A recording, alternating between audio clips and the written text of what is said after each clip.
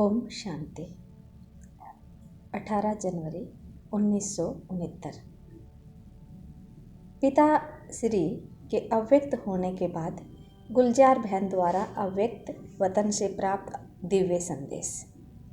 आज जब हम वतन में गए तो शिव बाबा बोले, साकार ब्रह्मा की आत्मा में आदि से अंत तक 84 जन्मों के चक्कर लगाने के संस्कार हैं। तो आज भी वतन में चक्कर लगाने गए थे।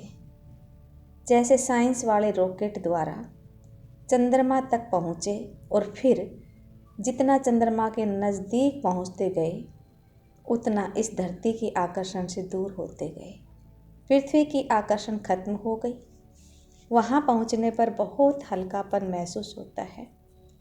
जैसे तुम बच्चे जब सूक्ष्म वतन में आते हो तो स्थूल आकर्षण खत्म हो जाती है, तो वहाँ भी धरती की आकर्षण नहीं रहती। ये है ध्यान द्वारा और वो है साइंस द्वारा। और भी एक अंतर बाप दादा सुना रहे थे कि वह लोग जब रॉकेट में चलते हैं तो लौटने का कनेक्शन नीचे वाले के हाथ में होता है, लेकिन यहाँ जब चाहे जैसे चाहे कनेक्शन आपके हाथ में है। इसके बाद बाबा ने एक दृश्य दिखाया। लाइट की बहुत ऊंची पहाड़ी थी। उस पहाड़ी के नीचे शक्ति सेना और पांडव दल था। ऊपर में बाप दादा खड़े थे। इसके बाद बहुत भीड़ हो गई।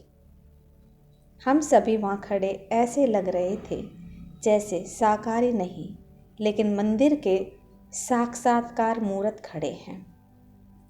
सभी ऊपर देखने की कोशिश कर रहे थे लेकिन ऊपर देख नहीं पा रहे थे, जैसे सभी बहुत तरस रहे थे। फिर थोड़ी देर में एक आकाशवाणी की तरह आवाज़ आई, शक्तियों और पांडवों द्वारा ही कल्याण होना है। इस समय हम सब के चेहरे बहुत रहमदिल भाव थे।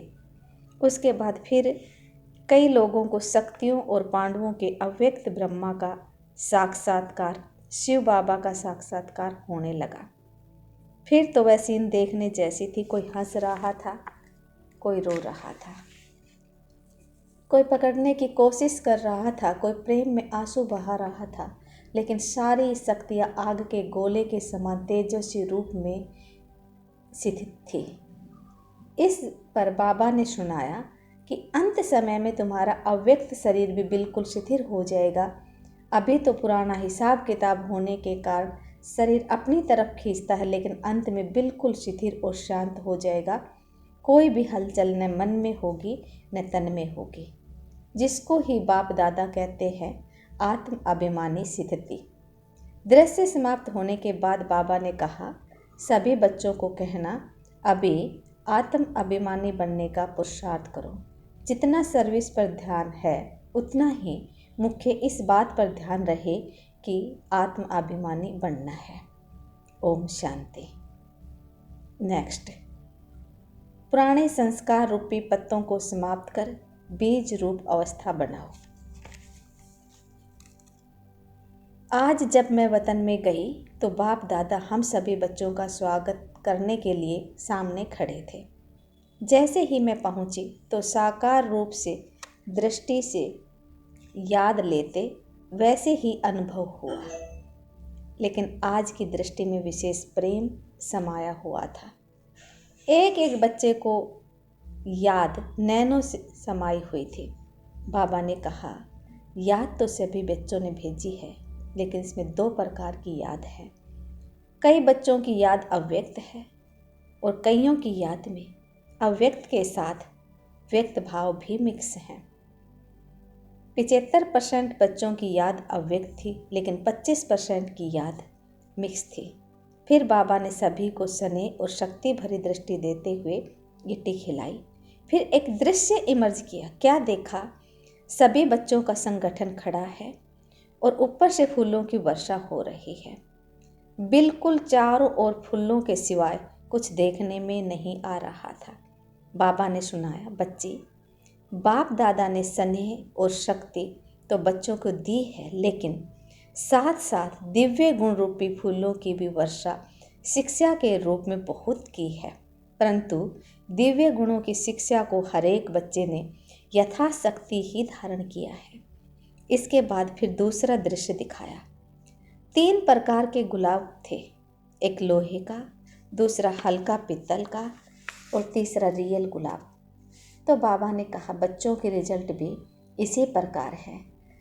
जो लोहे का फूल है वह बच्चों के कड़े संस्कार की निशानी है।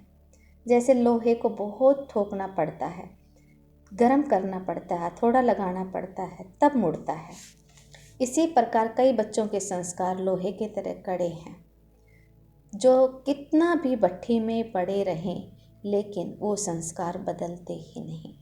दूसरे वो बच्चे हैं जो मोड़ने से व मेहनत करने से बदलते हैं, और तीसरे बच्चे वो हैं जो नेचुरल ही गुलाब हैं। ये वही बच्चे हैं जिन्होंने गुलाब समान बनने में कुछ मेहनत नहीं ली। ऐसे सुनाते सुनाते बाप दादा ने रियल गुलाब के फूल को अपने हाथ में उठाया और थोड़ा घुमाया। घुमाते ही उनके सारे पत्ते गिर गए और सिर्फ बीज का बीज रह गया। तो बाबा बोले, देखो बच्चे, जैसे इसके पत्ते कितनी जल्दी और सहज अलग हो गए, ऐसे ही बच्चों को ऐसा पुरुषार्थ करना है जो एकदम फट से पुराने संस्कार, पुराने देह के संबंध सब पत्ते छट जाएं और फिर बीज रूप अवस्था में स्थित हो जाएं। तो सभी बच्चों को यही संदेश देना कि अपने को चेक करो कि अगर समय आ जाए तो कोई भी संस्कार रूपी पत्ता अटके नहीं, जो मेहनत करनी पड़े, कर्मातीत अवस्था सहज ही बन जाए, कोई कर्म बंधन उस समय अटक न डाले। अगर कोई कमी है तो चेक करो और भरने की कोशिश करो। ओम शांति। अगला संदेश, सने और संगठन के लिए 1-2 की राय को रिगार्ड दो।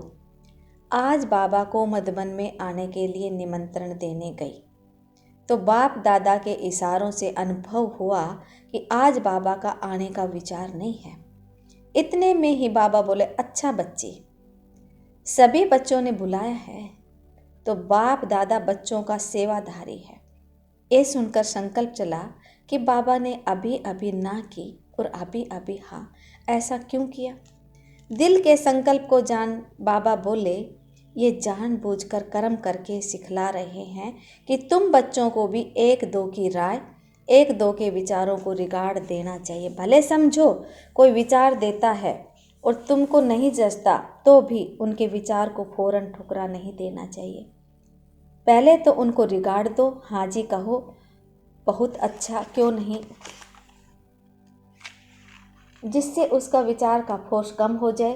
तो फिर आप उन्हें समझाएंगे ना तो वो समझ जाएगा। अगर सीधा ही कट करेंगे तो दोनों फोर्स टक्कर खाएंगे और रिजल्ट में सफलता नहीं मिलेगी। इसलिए 1-2 के विचार अर्थात राय को पहले रिगार्ड देना आवश्यक है। इससे ही आपस में स्नेह और संगठन चलता रहेगा। ओम शांति। अगला संदेश, साकार के श्रृंगार का प्रैक्टिकल स्वरूप अव्यक्त स्थिति बनाकर दिखाओ। आज जब मैं वतन में गई तो जैसे ही हम पहुँचे तो बाप दादा सामने थे, लेकिन क्या देखा, ब्रह्मा बाबा के गले में ढेर की ढेर मालाएं पड़ी हुई थी। फिर बाबा ने कहा, ये माला उतार कर देखो।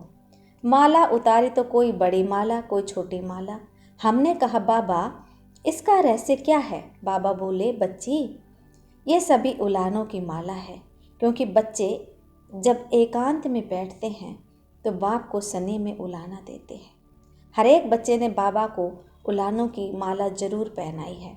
बाबा ने कहा, बच्चों को भले ड्रामा याद है लेकिन प्यारी ते प्यारी चीज़ तो ज़रूर है ना। तो अचानक ड्रामा को वंडरफुल खेल देख हर एक बच्चा दिल ही दिल में उलाना दे रहा है। यूँ तो बच्चों को ज्ञान है, लेकिन ज्ञान के साथ प्रेम और शनि भी तो है ना, इसलिए इन उलानों को गलत नहीं कह सकते। फिर हमने पूछा, बाबा आपने इसका रिस्पॉन्ड क्या दिया? तो बाबा बोले, जैसा बच्चा वैसा रिस्पॉन्ड। बाबा ने कहा, मैं भी रिस्पॉन्ड में बच्चों को उलैनों की माला ही पहना रहा हूँ। वह कौन सी? फिर बाबा ने सुनाया, जो बाप की आस बच्चों से थी वह साकार रूप में बच्चों ने पूरी नहीं की, जो अब अव्यक्त रूप में पूरी करनी ही है। बाबा ने कहा, ये उलाना भी मीठा रू रिहान है, ये भी एक खेल पाल है बच्चों के साथ। साकार रूप में जो बाप दादा ने सिंगार कराया वह अब अव्यक्त वतन में बाप दादा देखेंगे। ये सीन पूरी हो गई।